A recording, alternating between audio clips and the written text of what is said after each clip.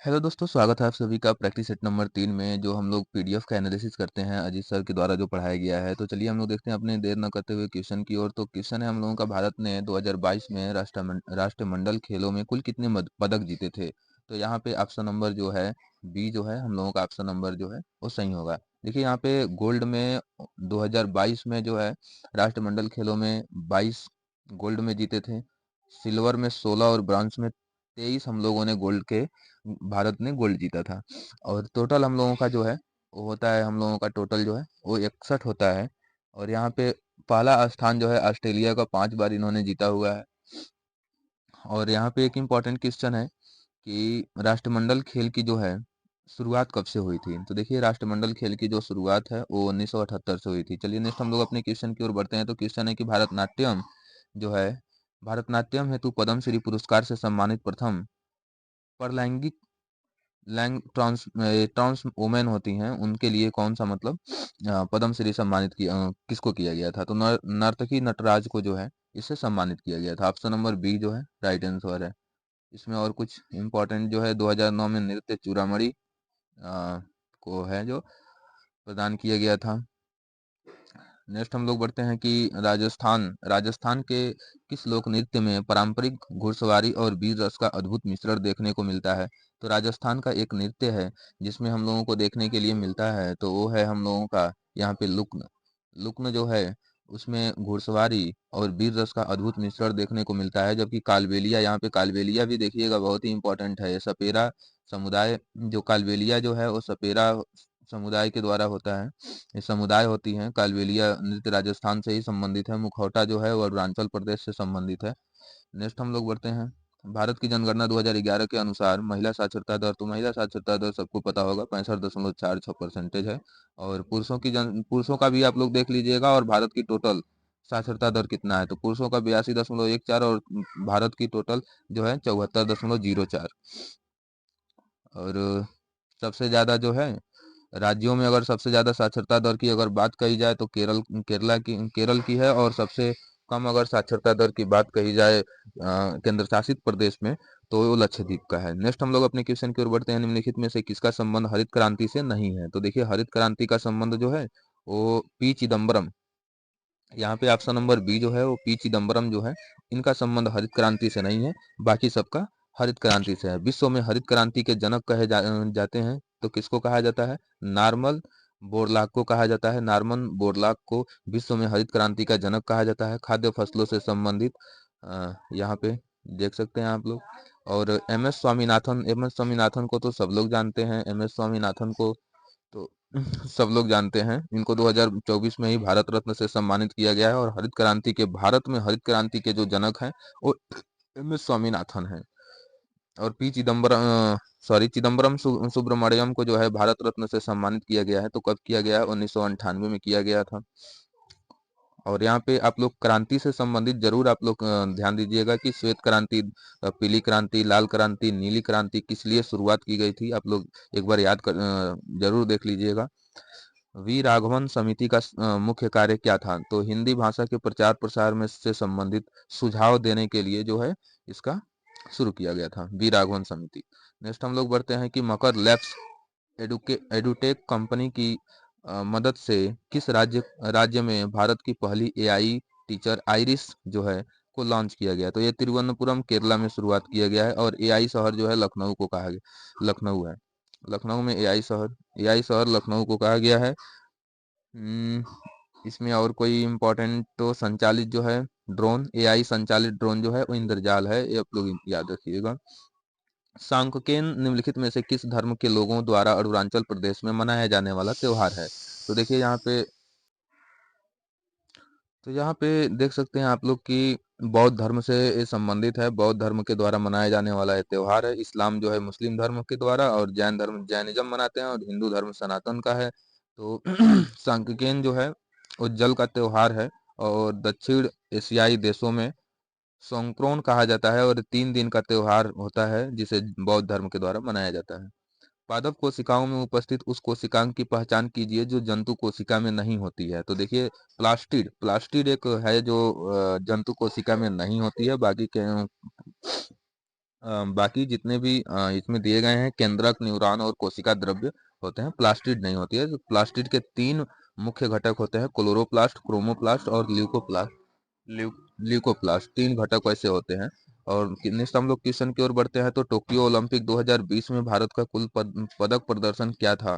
तो देखिए यहाँ पे टोक्यो ओलंपिक 2020 की अगर चर्चा करें तो 7 हमारे देश में, भारत देश ने 7 पदक जीते थे। एक गोल्ड में जीता था भाला फेंक, जो नीरज चोपड़ा ने नीरज चोपड़ा ने जीता था। और दूसरा दूसरा जो है वो यहाँ पे दो जो है, एक जो है हमको गोल्ड में नीरज चोपड़ा के द्वारा मिला था, और दूसरा जो है वो सिल्वर में हमको मिला था। सिल्वर में हमको मीराबाई चानू के द्वारा मिला था वेट लिफ्टिंग में। और एक रवि दहिया के द्वारा कुश्ती में मिला था। और चार जो है वो ब्रॉन्ज में मिला हुआ था, जिसको पीवी सिंधु बैडमिंटन में, और लवनीन बोरगोहन को मुक्केबाजी में मिला हुआ था, और भारतीय पुरुष हॉकी टीम ने जीता था। और उसके बाद से बजरंग पुनिया ने कुश्ती में जीता हुआ था। तो ये हमारे टोटल जो है वो 7 जो है टोक्यो ओलंपिक 2020 में जो हुआ था उसमें 7 हमारे देश ने पदक जीते थे। नेक्स्ट हम लोग बढ़ते हैं बुधवा सॉरी विधवा पुनर्विवाह संघ 1861 के संस्थापक के रूप में किसे जाना जाता है? तो देखिए यहाँ पे सभी लोग को पता होगा, महादेव गोविंद रनाडे जो है। ऑप्शन नंबर डी जो है यहाँ पे सही आंसर होगा। नेक्स्ट हम लोग बढ़ते हैं प्रधानमंत्री जीवन ज्योति बीमा योजना के आयु वर्ग के भारतीय नागरिकों के लिए है, तो कितने वर्ष की आयु के नागरिकों के लिए है? तो ये 18 वर्ष से लेकर के 50 वर्ष तक की आयु के लोगों के लिए इस योजना की शुरुआत की गई है। और इसका शुरुआत जो है 9 मई 2015 से शुरू की गई है। तो ये रहे इंपॉर्टेंट फैक्ट्स इससे संबंधित। चलिए नेक्स्ट हम लोग क्वेश्चन देखते हैं कि भारत में समान नागरिक संहिता लागू करने वाला भारत का पहला राज्य कौन था? तो यह भारत का पहला राज्य गोवा था, जिसने समान नागरिक संहिता जो है वो शुरू किया था। देखिए समान नागरिक संहिता से संबंधित यूसीसी जो है उसके आर्टिकल की बात कर लेते हैं। तो यूसीसी जो है आर्टिकल किस आर्टिकल में है? तो यहाँ पे आर्टिकल नंबर 44, यह डीपीएसपी का भाग है। और गोवा जो है आज़ादी से पहले ही लागू हो गया था ये समान नागरिक संहिता। और उसके बाद आज़ादी के बाद प्रथम कोई अगर राज्य है तो 27 जनवरी, यहाँ पे देख सकते हैं 27 जनवरी 2025 को, 27 जनवरी 2025 को आज़ादी के बाद समान नागरिक संहिता लागू करने वाला उत्तराखंड भारत का पहला राज्य बना है। ये आप लोग याद रखिएगा, अभी हाल ही में बना है। इससे बहुत ही कम चांस है कि क्वेश्चन बन सकते हैं, लेकिन याद रखिएगा आप लोग। विमेंस प्रीमियम लीग के सीजन 2 का किताब दिल्ली कैपिटल्स को हराकर किस टीम ने जीता है? तो यह सबको पता है, रॉयल जो चैलेंजर्स बैंगलोर जो है उसने जीता हुआ है। चलिए नेक्स्ट हम लोग अपने क्वेश्चन की ओर बढ़ते हैं। तो सुल्तान अजलान शाह कप किस खेल से जुड़ा हुआ है? तो यह हॉकी से जुड़ा हुआ है। आगा खां कप भी हॉकी से जुड़ा हुआ है। टेनिस जो है टेनिस में डेविस कप दिया जाता है। बैडमिंटन में थॉमस कप दिया जाता है। सुब्रतो, यहाँ पे इंपॉर्टेंट है फुटबॉल का, सुब्रतो कप किस में दिया जाता है?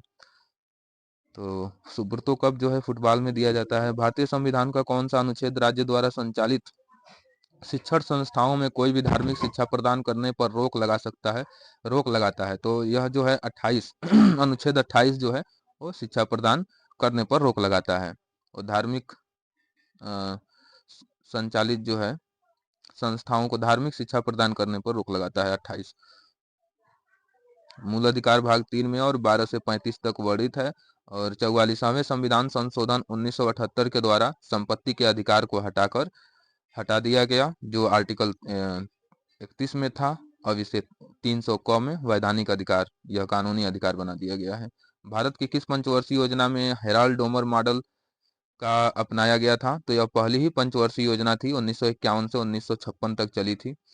कौन सा भारतीय क्रिकेटर 100 अंतर्राष्ट्रीय शतक बनाने वाला भारत का पहला पहला खिलाड़ी बन गया है? तो देखिए यहाँ पे सचिन तेंदुलकर जो हैं उन्होंने 100 शतक लगाए हैं, अंतर्राष्ट्रीय शतक बनाए हैं। और इन्होंने यह पहला ऐसे खिलाड़ी हैं, ये पहले ऐसे खिलाड़ी हैं जिन्होंने ऐसा किया है। तो इनको जो है 2012 में 100 अंतर्राष्ट्रीय शतक बांग्लादेश में इन्होंने पूरा किया था अपना। प्लेइंग इट माई वे इनकी बुक है।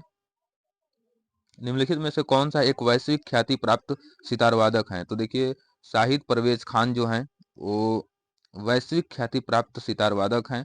और बिस्मिल्लाह खान का संबंध शहनाई वादक से है। गिरजा देवी का संबंध ठुमरी की रानी ठुमरी की रानी इनको कहा जाता है। और मोहन विश्व मोहन भट्ट को मोहन वीणा कहा जाता है। चलिए नेक्स्ट हम लोग अपने होमवर्क की बात करते हैं। तो अंतर्राष्ट्रीय पतंग महोत्सव किस राज्य का लोकप्रिय सांस्कृतिक उत्सव है? तो आप लोग इसको बताइए, ऑप्शन कमेंट बॉक्स में जरूर बताइए कि यह किस राज्य से संबंधित है। ठीक है, तो हम लोग बढ़ते हैं अपने। देखिए यहाँ पे इम्पोर्टेंट कुछ फैक्ट सर ने बताया हुआ है कि जनगणना से संबंधित जो 2011 में जितना जनगणना से संबंधित जितने भी फैक्ट हैं, सभी राज्यों और केंद्र शासित प्रदेशों को आप लोग जरूर एक बार देख लीजिए। साक्षरता दर को भी आप लोग जरूर देख लीजिए, क्योंकि इससे 2-3 क्वेश्चन देखने को मिल रहा है हर शिफ्ट में। तो आप लोग जरूर 15-20 मिनट का क्लास जरूर देखिए उसमें, कि मतलब इसमें क्या क्या है।